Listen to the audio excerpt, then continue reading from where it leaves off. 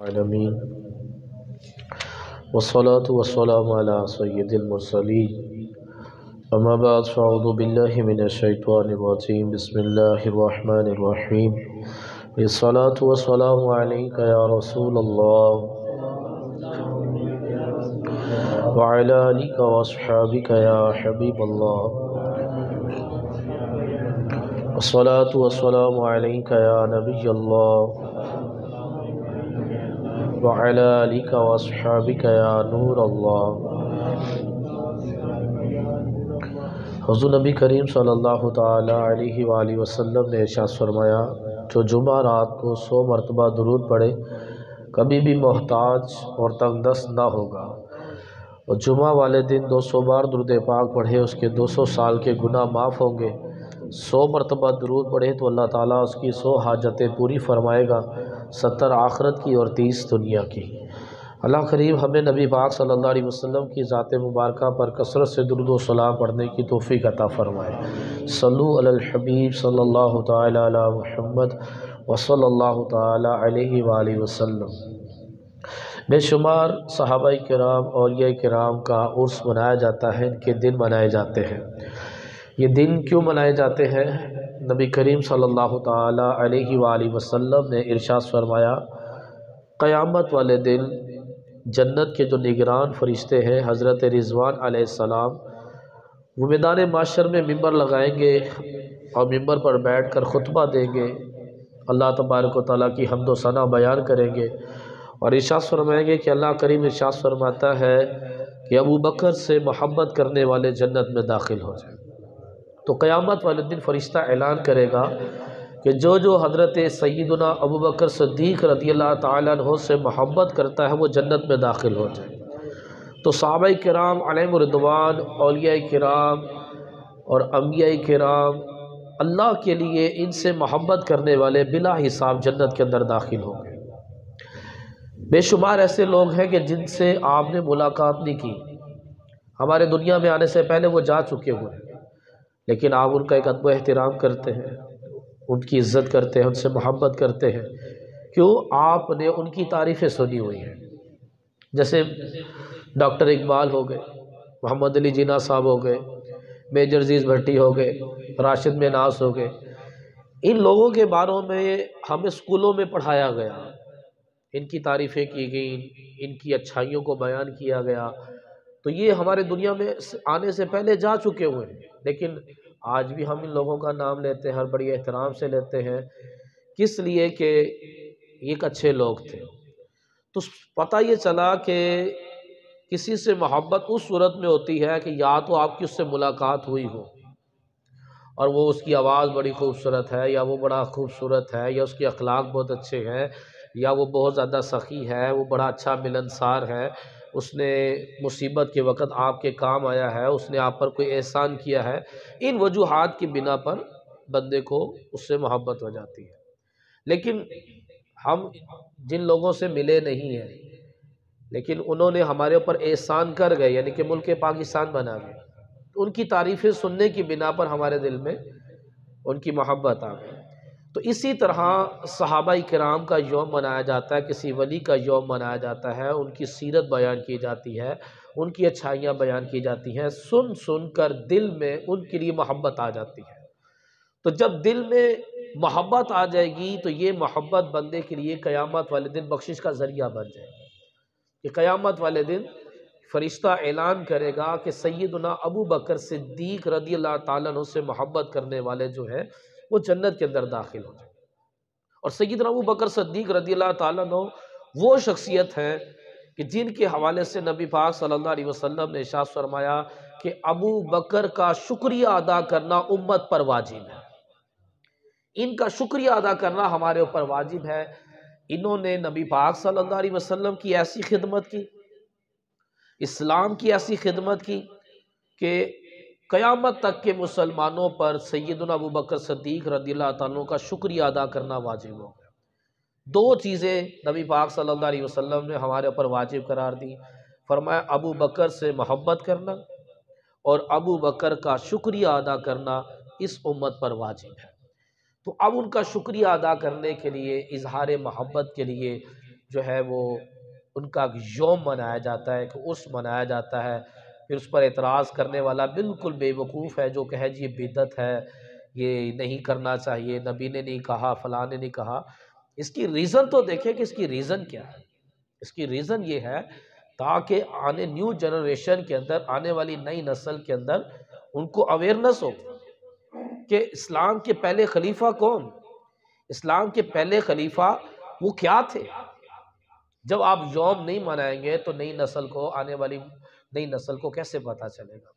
تو حضرت سیدنا ابوبکر صدیق رضی اللہ تعالیٰ عنہ اسلام کے سب سے پہلے خلیفہ، اور تمام کے تمام صرف اس امت میں نہیں، آدم علیہ السلام سے لے کر قیامت تک کے تمام انسانوں میں انبیاء کے بعد سب سے افضل ہے۔ آدم علیہ السلام کے دور میں جو اولیاء کرام تھے، نوح علیہ السلام کے زمانے میں جو اولیاء تھے، ابراہیم علیہ السلام کے جو زمانے میں اولیاء تھے، موسیٰ علیہ السلام، عیسیٰ علیہ السلام، اور نبی پاک صلی اللہ علیہ وسلم کی امت میں جتنے اولیاء ہیں، تمام میں سب سے افضل صدیق اکبر ہے۔ آدم علیہ السلام سے لے کر قیامت تک کے تمام انسانوں میں انبیاء کے بعد سب سے افضل انسان جو ہے حضرت سیدنا ابوبکر صدیق رضی اللہ تعالیٰ عنہ ہے۔ صدیق اکبر رضی اللہ تعالیٰ عنہ کی زندگی سے کون واقف نہیں ہے کہ آپ بہت بڑے عاشق اکبر اور نبی پاک صلی اللہ علیہ وسلم سے پر اپنا سب کچھ تن من دھن قربان کرنے والے۔ نبی کریم صلی اللہ علیہ وسلم کی بارگاہ میں آپ روزانہ جا کر ایک سوال پوچھتے تھے۔ علم کا دیکھیں کتنا شوق ہے، روزانہ حضور کی بارگاہ میں جا کر ایک مسئلہ پوچھتے تھے اور اس پر عمل کیا کرتے تھے۔ حضور صلی اللہ علیہ وسلم نے ارشاد فرمایا ایمان کی 360 شاخیں ہیں، جس یعنی کہ یہ سچ بولنا ایمان ہے، امانت میں خیانت نہ کرنا ایمان ہے، اس طرح کی 360۔ تو صدیق اکبر رضی اللہ تعالیٰ عنہ کے اندر ایمان کی جو 360 شاخیں ہیں وہ سب پائی جاتی ہیں، سب کی سب پائی جاتی ہیں۔ حضور سے پوچھتے تھے اور اس پر عمل کرتے تھے۔ نبی کریم صلی اللہ علیہ وسلم نے ارشاد فرمایا جو خوبیاں ہیں، خوبیوں کی جو تعداد ہے وہ 360 ہے۔ تو عرض کی یا رسول اللہ صلی اللہ علیہ وسلم کوئی ایسا انسان بھی ہے جس کے اندر 360 خوبیاں پائی جائیں؟ حضور صلی اللہ علیہ وسلم نے فرمایا ہاں کیوں نہیں، ابو بکر وہ تم ہو۔ کہ صدیق اکبر رضی اللہ تعالیٰ عنہ وہ شخصیت ہے کہ جس کے اندر ساری خوبیاں پائی جاتی ہیں، ایک کامل انسان ہے آپ۔ تو آپ حضور صلی اللہ علیہ وسلم کی بارگاہ سے علم لیا کرتے تھے۔ تو آج میں آپ کی بارگاہ میں صدیق اکبر رضی اللہ تعالیٰ عنہ کی اس کی حکو بند کریں۔ صدیق اکبر رضی اللہ تعالیٰ عنہ نے جو احادیثیں بیان کی ان میں سے چند حدیثیں آپ کی بارگاہ میں گزارش کرتا ہوں جس میں ہمارے لیے بڑی نصیحت ہے اور ہمارے لیے اس میں بڑا درس ہے۔ حدیث نمبر 1،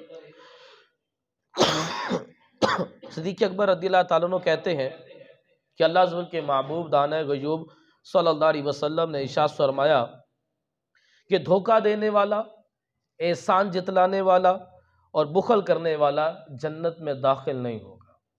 دھوکہ دینے والا اور احسان کر کر احسان کو جتلانے والا اور بخل کرنے والا، یہ 3 شخص جو ہیں حضور نے فرمایا جنت میں داخل نہیں ہوں گے۔ یعنی کہ پہلے جہنم میں داخل کیے جائیں گے، اپنی سزا کاٹنے کے بعد پھر جنت میں جائیں گے، ڈائریکٹ یہ جنت میں نہیں جائیں گے۔ دھوکہ دینا، اور آج ہمارے معاشرے کے اندر دھوکہ دینے کو ایک بہت بڑا کارنامہ سمجھا جاتا ہے، اور جب کوئی دھوکہ دینے میں کامیاب ہو جائے تو بڑا خوش ہوتا ہے، بڑا فخر بھی کرتا ہے کہ آج میں نے فلاں کو چونا لگایا، آج میں نے فلاں کو چونا لگایا، آج میں نے اس کو چونا لگایا، اور بڑا خوشی کا اظہار بھی کرتے ہیں۔ شرم نہیں آتی اپنے ہی مسلمان بھائی کو دھوکہ دینے کے بعد بندہ خوشی کا اظہار کرتا ہے۔ تو کسی کے ساتھ دھوکہ دیں گے پھر ہمارے ساتھ بھی دھوکہ ہوگا، جیسا کرو ویسا بھرو۔ دوسرا فرمایا احسان جتلانے والا، کبھی بھی کہتے ہیں نیکی کر دریا میں ڈال، کسی کے ساتھ احسان کیا ہے اس سے صلہ کی امید نہ رکھیں۔ جب آپ نے احسان کیا تو صلہ کی امید صرف اپنے رب سے کریں، اور جو رب نے صلہ دینا وہ کسی نے نہیں دینا۔ احسان کر کر بھول جائیں اور اللہ تبارک و تعالیٰ سے اجر حاصل کرے، اللہ تبارک و تعالیٰ سے نیکی حاصل کرے، انسان سے کسی قسم کی امید نہ رکھے۔ تیسری چیز بیان کی، فرمایا بخل کرنے والا جنت میں داخل نہ ہوگا۔ اس بخل سے کیا مراد ہے کہ جہاں خرچ کرنا واجب وہ بندہ خرچ نہ کرے، جب زکوٰۃ دینا اس پر لازم ہوا زکوٰۃ نہیں دے رہا، قربانی کرنا واجب ہوا قربانی نہیں کر رہا، والدین کی خدمت کرنا اس پر لازم ہے والدین کی خدمت نہیں کر رہا، بیوی بچوں کی پرورش کرنا، جہاں رشتہ دار کی مدد کرنے پر بندہ قدرت رکھتا ہے مدد نہ کرنا، تو جہاں خرچ کرنا بندے پر واجب ہو جائے وہاں خرچ نہ کرے تو وہ بندہ بخیل کہلاتا ہے۔ ہمارے ہاں تو وہ خالی جو بندہ میانہ روی اختیار کرتا ہو اسے بخیل کہتے ہیں، ایسا نہیں ہے۔ شریعت میں بخیل اس کو قرار دیا گیا ہے کہ جہاں پر خرچ کرنا شریعت نے اس پر لازم کیا تھا یہ وہاں پر خرچ نہیں کر رہا تو وہ بخیل ہے۔ یاد رکھیے گا کہ اگر بندہ کتنا ہی امیر ہو یا غریب ہو، شریعت نے دونوں حالتوں میں میانہ روی اختیار کرنے کا حکم دیا۔ 4 پیسے زیادہ آ جائے تو اس کا مطلب یہ نہیں کہ بندہ اڑانا شروع کر دے، ضائع کرنا شروع ہو جائے رقص و سرور میں اور گیموں میں، اور اپنی حاجت سے زیادہ رقم خرچ کرنا شروع کر دے۔ تو مال زیادہ ہو یا کم ہو، دونوں صورتوں میں شریعت کی تعلیم یہ ہے کہ میانہ روی کو اختیار کرے۔ تو فرمایا کہ 3 طرح کے لوگ جنت میں داخل نہیں ہوں گے، دھوکہ دینے والا، احسان جتلانے والا اور بخل کرنے والا۔ حدیث نمبر 2، فرمایا صدیق اکبر رضی اللہ تعالیٰ عنہ کہ حضور صلی اللہ علیہ وسلم نے ارشاد فرمایا جس نے کسی مومن کو نقصان پہنچایا یا اس سے فریب کیا وہ لعنتی ہے۔ کبھی بھی اپنے مسلمان بھائی کو نقصان نہ پہنچائے، نفع پہنچائے۔ خیر الناس من ینفع الناس، بہترین لوگ وہ ہیں جو دوسروں کو نفع دیتے ہیں۔ اگر نفع نہیں دے سکتے تو کم سے کم نقصان بھی نہ پہنچائے۔ نبی کریم صلی اللہ علیہ وسلم نے ارشاد فرمایا کہ جو مسلمان اپنے مسلمان بھائی کو نقصان پہنچائے وہ لعنتی ہے۔ لعنتی ہونے کا مطلب کیا ہے؟ لعنتی ہونے کی ڈیفینیشن یہ بیان کی گئی کہ وہ اللہ تبارک و تعالیٰ کی رحمت اور برکت سے محروم ہو جائے گا، اس کو کسی چیز میں برکت نہیں ملے گی، اس پر اللہ تبارک و تعالیٰ کی رحمت نہیں ہوتی۔ لعنتی انسان اللہ تعالیٰ کی رحمت سے محروم ہو جاتا ہے، برکت سے محروم ہو جاتا ہے۔ حدیث نمبر 3، فرمایا صدیق اکبر رضی اللہ تعالیٰ عنہ نے کہ نبی کریم صلی اللہ تعالیٰ علیہ وسلم نے ارشاد فرمایا کہ جس نے صبح کی نماز پڑھی وہ اللہ عز و جل کے ذمہ کرم میں ہوتا ہے، اور میں اللہ کا ذمہ کرم نہ توڑو اللہ تمہیں اوندا کر کر جہنم میں داخل کر دے گا۔ اللہ تبارک و تعالیٰ اس بندے کو اپنے ذمہ کرم میں لینا چاہتا ہے جو صبح فجر کی نماز کے لیے اٹھتا ہے۔ تو جو بندہ نہیں اٹھ رہا اس نے اللہ کا ذمہ کرم کو چھوڑ دیا، توڑ دیا۔ فرمایا تم اللہ کا ذمہ کرم چھوڑو گے اللہ تمہیں اوندا کر کر جہنم میں داخل کرے گا۔ صبح اٹھنے کو اپنے اوپر لازم قرار دیتے ہیں۔ ایک ہمارے یہاں ایک عجیب نحوست پھیل چکی ہے رات کو دیر تک جاگنے کی، جبکہ اسلام کی یہ تعلیمات نہیں ہے، حضور کی یہ سنت نہیں ہے۔ نبی پاک صلی اللہ تعالی علیہ وسلم عشاء کی نماز کے بعد گفتگو کرنے کو سخت ناپسند سمجھتے تھے۔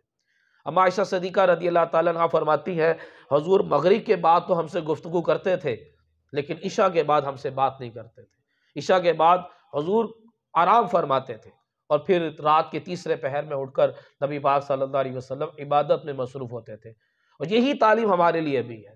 عشاء کے بعد گفتگو کرنا منع ہے۔ ہاں اگر کوئی مہمان آ گیا، کوئی ضروری بات ہے تو اس کو جلد سے جلد نمٹانے کی کوشش کرے اور جلد سے جلد سونے کی کوشش کرے تاکہ صبح بندہ بآسانی فجر میں اٹھ سکے۔ اب دیکھیں جب اللہ ہم پر کرم کرنا چاہتا ہے، اپنی پناہ میں لینا چاہتا ہے، اپنے ذمہ کرم میں ہمیں لینا چاہتا ہے، لیکن ہم خود اپنے اوپر منحوست ڈالتے ہوئے صبح اٹھتے ہی نہیں۔ فرمایا جو صبح فجر کی نماز کے لیے اٹھے اللہ تبارک و تعالیٰ وہ اللہ کے ذمہ کرم میں ہوتا ہے۔ تو اللہ کے ذمہ کرم میں آنے کے لیے صبح اٹھنا ضروری ہے۔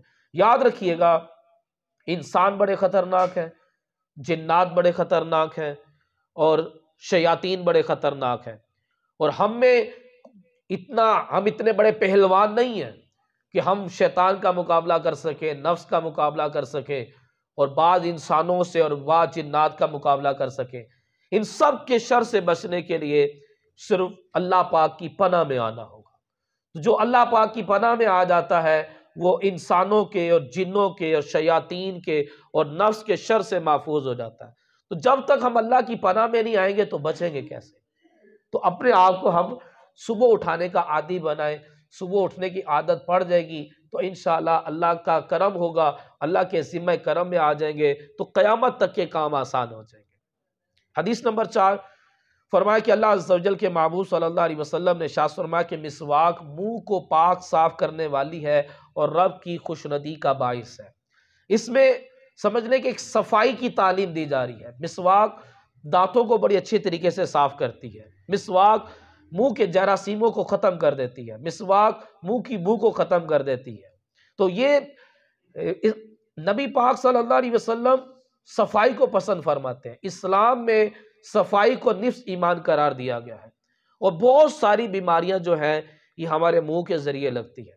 دیکھیں نا، برتن میں کھانے پڑھا رہ جائے اور کچھ دیر پڑھا رہے تو کیا ہوگا؟ بیکٹیریا، فنگس، بدبو اور ذائقہ خراب، طرح طرح کی بیماریاں ہو جاتی ہیں اس کے اندر۔ اسی طرح کھانے کے کچھ ذرات ہمارے دانتوں میں پھنسے رہ جائیں، پڑے پڑے پڑے پڑے اس کے اندر فنگس، بیکٹیریا، بدبو، طرح طرح کے جراثیم وہ سڑنے دانتوں میں بل رہے ہیں، ہمیں نہیں پتا، پھر ہم نے کوئی اور چیز کھائی وہ ان کے ساتھ ہی معدے میں چلے گئے، تو بندہ بیمار نہیں ہوگا تو اور کیا ہوگا؟ اس لیے فرمایا کہ مسواک جو ہے یہ اللہ کی خوشندی کا باعث ہے، مسواک سے اللہ راضی بھی ہوتا ہے، اور مسواک یہ منہ کو پاک صاف کرنے والی ہے۔ اس کے اندر قدرتی ایسے اجزاء ہیں جو دانتوں کی بیماریوں کو ختم کرتے ہیں۔ اور مسواک حضور نے فرمایا کہ میرا دل کیا کہ میں مسواک اپنی امت پر فرض کر دوں، لیکن امت مشقت میں نہ پڑ جائے، اس لیے فرض نہیں کیا۔ آنکھوں کی بینائی مسواک سے ٹھیک ہوتی ہے، کمر کا درد یہ مسواک سے دور ہوتا ہے، سر کا درد یہ مسواک سے ٹھیک ہوتا ہے۔ حضور نے فرمایا موت کے علاوہ ہر بیماری کا علاج ہے، موت کے علاوہ ہر بیماری کا علاج جو ہے وہ مسواک میں ہے۔ کھانا کھانے سے پہلے مسواک کرے، کھانا کھانے کے بعد بھی مسواک کرے، ہر نماز سے پہلے مسواک کرے۔ نبی پاک صلی اللہ علیہ وسلم بڑی کثرت سے مسواک کیا کرتے تھے، یہاں تک کہ ہم عائشہ صدیقہ رضی اللہ تعالیٰ فرماتی ہیں کہ حضور صلی اللہ علیہ وسلم جب علیل تھے تو حضور نے میری گود میں سر رکھا ہوا تھا، میرے بھائی گزرے عبد الرحمن، وہ مسواک کر رہے تھے تو حضور دیکھ رہے تھے، تو اب بول تو نہیں پا رہے تھے، تو میں سمجھ گئی کہ حضور کو مسواک پسند ہے، تو میں نے کہا کہ آپ کو مسواک چاہیے، تو حضور نے یوں سر کا اشارہ کیا، کہتے میں نے اپنے بھائی سے مسواک لی اور اپنے دانتوں سے نرم کر کر میں نے حضور کی بارگاہ میں پیش کی، حضور نے مسواک کی اور اس کے بعد حضور صلی اللہ علیہ وسلم کی روح پرواز کر دی۔ تو باوقت وصال بھی حضور صلی اللہ علیہ وسلم نے مسواک کا استعمال فرمایا۔ حدیث نمبر 5، صدیق اکبر رضی اللہ تعالیٰ نے فرمایا کہ اللہ عز کے پیارے حبیب صلی اللہ علیہ وسلم نے ارشاد فرمایا، جو شخص کوئی گناہ کر بیٹھے، بعد ازاں اچھی طرح وضو کرے، 2 رکعتیں پڑھ لے، اللہ عز سے گناہ کی مغفرت طلب کرے تو اللہ عز و جل اس کے گناہ معاف کر دے گا۔ یاد رکھیے گا، انسان با تقاضۂ بشریت اس سے گناہ ہو جاتے ہیں، ایسا نہیں ہو سکتا کہ بندہ گناہ سے بچ جائے۔ گناہ سے بچے ہوئے 2 ہی مخلوق ہیں، وہ فرشتے اور انبیاء، باقی سب سے گناہ ہوتے ہیں۔ تو اس کے لیے اللہ تبارک و تعالیٰ نے ہمارے لیے توبہ کا دروازہ رکھا ہوا ہے۔ یاد رکھیے گا کہ شرعی مسئلہ ہے کہ اگر گناہ ہو جائے تو توبہ کرنا واجب ہے، اگر گناہ کرنے کے بعد توبہ نہیں کرتا تو توبہ نہ کرنے کا گناہ سر پر آئے گا کہ تم نے توبہ کیوں نہیں کی۔ توبہ نہ کرنے کا گناہ بھی اب نامہ اعمال میں لکھا جائے گا، تو اس لیے فوراً توبہ کرنی چاہیے۔ نبی کریم صلی اللہ علیہ وسلم نے ارشاد فرمایا جب کبھی کوئی گناہ ہو جائے اچھی طرح وضو کرو، 2 رکعت نماز پڑھو، اس کو کہتے ہیں صلاۃ التوبہ۔ 2 رکعت نماز پڑھ کر اللہ تبارک و تعالیٰ سے اپنے گناہوں کی معافی طلب کرو، اللہ تبارک و تعالیٰ تمہارے گناہوں کو معاف کر دے گا۔ لیکن حضور صلی اللہ علیہ وسلم نے ہمارے جیسے لوگوں کے حوالے سے 1400 سال پہلے فرما دیا تھا، یحبون الذنوب ینسون التوبہ، تم صرف گناہوں سے محبت کرو گے اور توبہ کو بھول جاؤ گے، صرف گناہ ہی گناہ کرتے چلے جاؤ گے، توبہ کی طرف نہیں آؤ گے۔ آج ہم گناہوں سے بڑی محبت رکھتے ہیں اور گناہ کرتے بھی رہتے ہیں، لیکن توبہ کی طرف ہم نہیں آتے۔ حدیث نمبر 6، نبی کریم صلی اللہ تعالیٰ علیہ وسلم نے ارشاد فرمایا بخیل اور بدخواہ خائن اور اپنے ماتحت سے برائی کرنے والا جنت میں داخل نہ ہوگا۔ بدخواہ خائن یعنی کہ امانت دی جائے تو خیانت کرتا ہے، ماتحت سے برائی کرنے والا، سیٹ ہے اس کے نیچے ملازم ہے، سپروائزر ہے اس کے نیچے ورکر ہے، فورمین ہے، اس طرح کر کر جو بھی اس کے انڈر جو بھی لوگ کام کر رہے ہیں ان کے ساتھ اگر بندہ برائی کرے گا تو فرمایا کہ یہ جنت میں داخل نہیں کرے گا، داخل ہوگا۔ اسی طرح جو گھر کا بڑا ہے، گھر کے جو بھی سب سے چھوٹے افراد جو گھر میں رہ رہے ہیں یہ اس کے ماتحت ہیں، تو ہر بندے سے جو بھی بڑا ہے اس سے نیچے والوں کے حوالے سے اس سے سوال کیا جائے گا۔ اگر ان کے ساتھ نرمی اختیار نہیں کرتا اور ان کے ساتھ برائی کرتا ہے تو وہ جنت میں داخل نہیں ہوگا۔ خالی یہ نہ کوئی سمجھے کہ اولاد ہمارے حقوق ادا نہیں کر رہی تو اولاد جہنم میں جائے گی، اگر ماں باپ بھی اولاد کے حقوق ادا نہ کرے تو کیا اللہ ان سے نہیں پوچھے گا کیا تم سے سوالات نہیں ہونے کہ تم نے بھی اپنی اولاد کے حقوق ادا کیے؟ کیا وراثت میں تم نے ڈنڈی تو نہیں ماری؟ کیا ایک بیٹے کے ساتھ تم جو ہے وہ اچھا سلوک کرتے، دوسرے کے ساتھ تم بلا وجہ اچھا سلوک نہیں کرے تو کیا تم سے پوچھا نہیں جائے گا؟ اس لیے فرمایا کہ جو بھی اپنے ماتحت کے ساتھ برائی کرے وہ جنت کے اندر داخل نہیں ہوگا۔ تو ہر بندہ غور کرے کہ میرے نیچے رہنے والے جو بھی ورکر ہے، جو بھی کوئی ہے، ان کے ساتھ نرمی اور اچھائی کرنی ہے، ان کے ساتھ برائی نہیں کرنی ہے۔ بڑا بھائی ہے تو وہ چھوٹوں کے ساتھ برائی نہ کرے، گھر کا جو بڑا ہے وہ گھر والوں کے ساتھ برائی نہ کرے، کوئی فورمین ہے، کوئی سپروائزر ہے، کوئی سیٹ ہے، فیکٹری کا مالک ہے، اپنے ورکروں کے ساتھ برائی نہ کرے۔ مہنگائی کا دور آیا ہے، اب پتہ نہیں ملک کے حالات خراب ہیں یا خراب کر دیے گئے ہیں، اور عوام کے اندر ایک خوف و ہراس پھیلایا ہوا ہے، تو کیا جی سیٹ صاحب تنخواہ ہی نہیں دے رہے؟ کیوں جی؟ ملک کی حالات خراب ہیں، پیمنٹیں روک کر بیٹھ گئے ہیں، کوئی آدھی تنخواہ دے رہا تو کوئی دے ہی نہیں رہا، تو یہ کیا بات ہوئی؟